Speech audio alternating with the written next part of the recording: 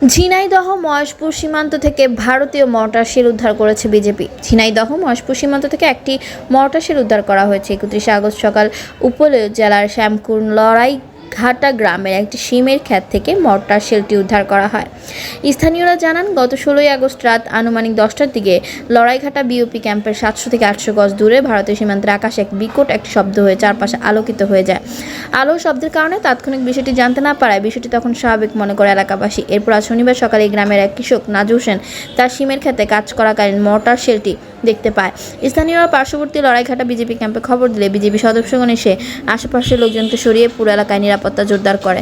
মহেশপুর থানা পুলিশ বিষয়টি জানতে পেরে মহেশপুর থানাধীন দত্তনগর পুলিশ ক্যাম্পের একটি বিষয় টহল দল দ্রুত ঘটনাস্থলে পৌঁছায়। Maheshpur battalion 58 border guard BGB ও পুলিশ যৌথভাবে স্থানটি পাহারা দিচ্ছে। এই ঘটনায় সীমান্ত এলাকায় আতঙ্ক বিরাজ করছে। গতকালকে সন্ধ্যার পরে যার ক্ষেতের মালিক তিনি ঘাস কাটতে আসছে, এসে ওই জায়গায় দেখছে জিনিসটা। এটা তিনি তৎক্ষণিক আমাদের বিজিবিকে খবর দিয়েছে, তার বিজিবির টিম আসছে, এসে জিনিসটা প্রোটেক্ট করছে।